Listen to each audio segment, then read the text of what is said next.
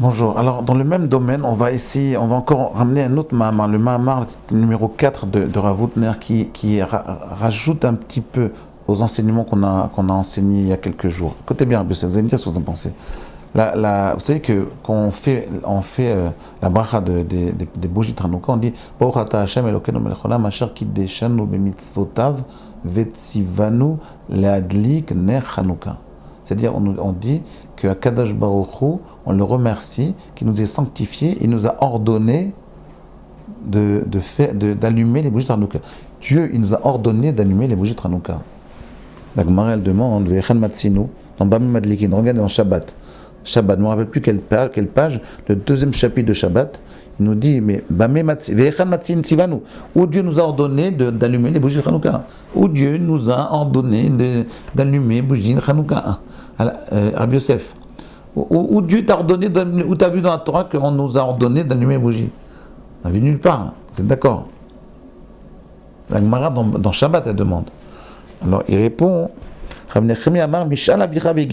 demande à ton père et il te dira. Qu'est-ce que ça veut dire? Demande à ton père et il te dira.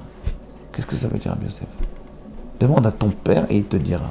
La Torah Voudner, il a un très grand malheur, il a 5 pages là-dessus, qui explique ce principe. Écoutez bien, vous allez me dire ce que vous en pensez. Il dit comme ça, il dit que dans la Torah, il y a, parce que même Rav Hutner pose une question, il dit, qu'est-ce que ça veut dire, demande à ton père et te dira. Il y a une autre question que Rav Hutner pose. Il demande, mais je comprends pas un truc que je comprends pas. Quoi? C'est pas la seule mitzvah Midarabanan sur laquelle on dit Baruch ata Hashem Elokeinu melech haolam asher kiddeshanu b'mitzvotav. Par exemple, le lulav, pendant les 6 jours, après le premier jour, la mise à lulav elle est Midarabanan. Pourtant on dit asher kiddeshanu b'mitzvotav vetzivanu. Par exemple, la souka, après après le premier jour, c'est pas une mitzvah minatora de manger dans la souka, c'est une mitzvah derabanan. Donc il y a énormément de mitzvahs derabanan sur lesquels on dit à chaque échelon mitzvah vetzivanu. Pourquoi la question elle a été posée explicitement que dans Hanouka? C'est la question. Alors Rav Hutner il ramène tout un process, un processus, un déroulement, et il nous dit comme ça. Il nous dit qu'en fait il y a deux formes de connexion avec le divin. Il y a ou bien par les Asara Mahamarot, ou bien par les Asara Tadibrot. D'accord? Ça veut dire, Asara Mahamarot, c'est ce qui a permis la création du monde. Donc on peut se connecter avec le divin par les Asara Mahamarot, et on peut se connecter avec le divin par les Asara Dibrot. Asara Mahamarot, c'est par la création du monde. Vous voyez la beauté des paysages, la beauté de ce monde créé par Akadosh Baruch Hu. On peut se connecter avec le divin par l'aïmouna sur le fait de voir cette beauté créée, la beauté de la création, la beauté du monde. D'accord? C'est là-dessus, les écologistes, ils sont en train de s'agiter. Là. Les verts. Et comme le truc derrière, ça n'est pas vert dans la réalité. Et également, on peut aussi se connecter avec le divin par quelque chose d'encore plus puissant. Qu'est-ce que c'est? C'est le don de la Torah. Par le don de la Torah, c'est la meilleure connexion qu'il puisse avoir avec le divin. D'accord? Maintenant, ce que je veux dire par là, c'est la chose suivante. C'est qu'en réalité, ici, ce qu'on a voulu dire, c'est que pourquoi on nous dit à chaque à Hanouka précisément, qu'on nous a ordonné d'allumer les bougies de Hanouka, alors qu'en réalité, ce n'est pas Kadosh Baruch Hu qui les a allumées, mais c'est pas Kadosh Baruch Hu qui nous a ordonné, mais c'est les Chachamim qui nous ont ordonné. C'est pour nous montrer ici que Hanouka, c'est le passage au niveau chronologique entre la période des prophètes et la période des Chachamim. Écoutez bien, Rabbi Yosef, écoutez bien ce principe-là. Comment ça rejoint un peu ce qu'on avait dit la dernière fois sur le fait par l'affection. Regardez, quelle différence existe-t-il entre une yeshiva de Nevi'im et une yeshiva de Chachamim? Est-ce que vous savez? Quelle différence entre une yeshiva? Avant, au Hanouka, il y avait des yeshivot où on apprenait aux gens à être des prophètes. Et après, on a fini complètement la période des prophètes, on est passé à la période des Chachamim. Quelle différence entre un Navi et un prophète? Entre un prophète et un Chacham, et un sage?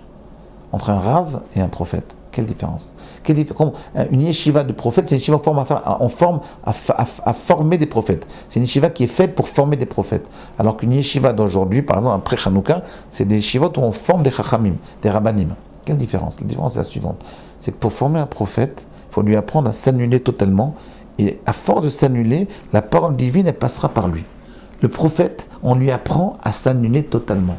Et à travers l'annulation qu'il a de lui-même, l'annulation de son ego, Akadosh Baruch Hu, il va décider de s'exprimer à travers sa gorge. Ce qui s'est passé avec Moshe Rabbeinu.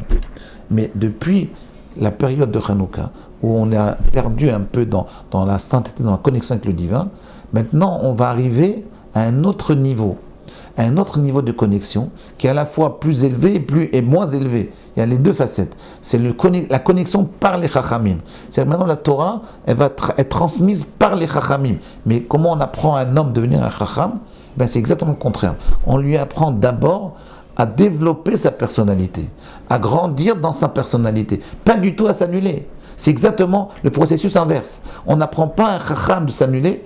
Le yeshiva, c'est pas un endroit où on apprend à s'annuler, au contraire, on apprend à une personne à prendre conscience de sa personnalité, à prendre conscience de ses qualités, de ses défauts, surtout de ses qualités, et à travers le développement de sa personnalité, il va pouvoir sortir la Torah qui lui correspond.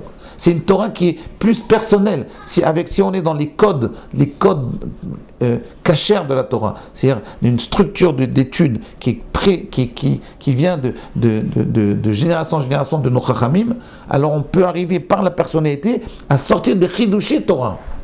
Oui, c'est ça le chidouche. Et là, Hanouka va nous dire, sachez que d'abord il faut aimer votre Rav.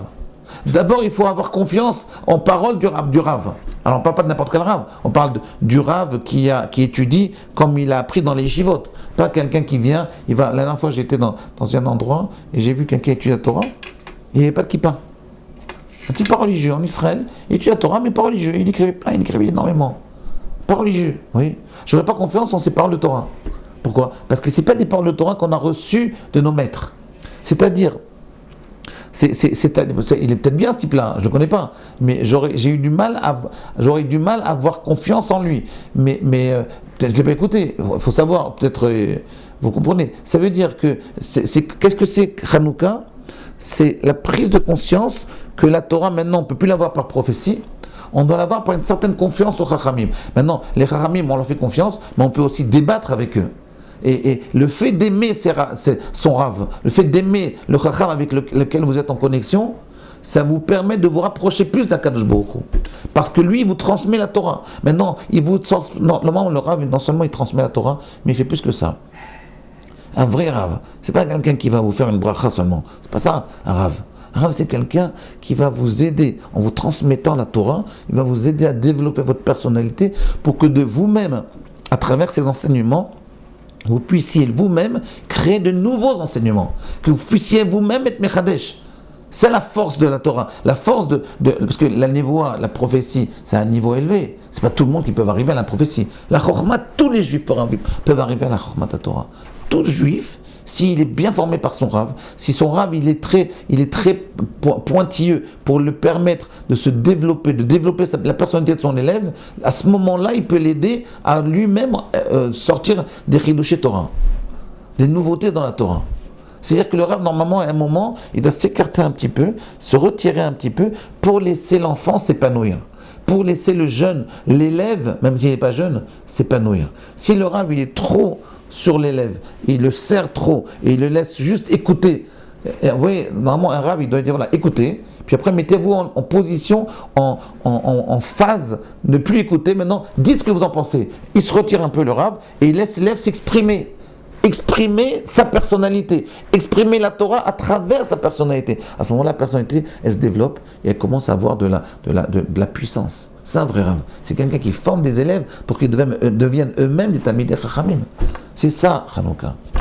C'est l'affection qu'on nous demande d'avoir. C'est pas seulement pour Akadosh Baruch Hu, c'est pour notre Rav aussi. Parce qu'il faut avoir confiance en lui. Vous comprenez, Rabbi Yosef? Il faut avoir confiance en lui. C'est très facile de dire, ouais, mais les rabbins maintenant, non, c'est faux. Parce que les rabbins maintenant, ils sont comme nous maintenant. On est tous au même niveau. C'est-à-dire, le rabbin, il a le niveau de l'élève. Si les générations, elles diminuent, elles diminuent des deux côtés. Donc, on ne peut pas grandir en Torah si on n'a pas confiance au Chachamim. Maintenant, avoir confiance, on peut avoir confiance. On peut aussi lui demander comment ça marche, comment il arrive à cette déduction. On peut poser des questions aussi. Comprenez? On n'est pas obligé d'être bête. On peut poser des questions, mais toujours avec respect. Voilà. À demain.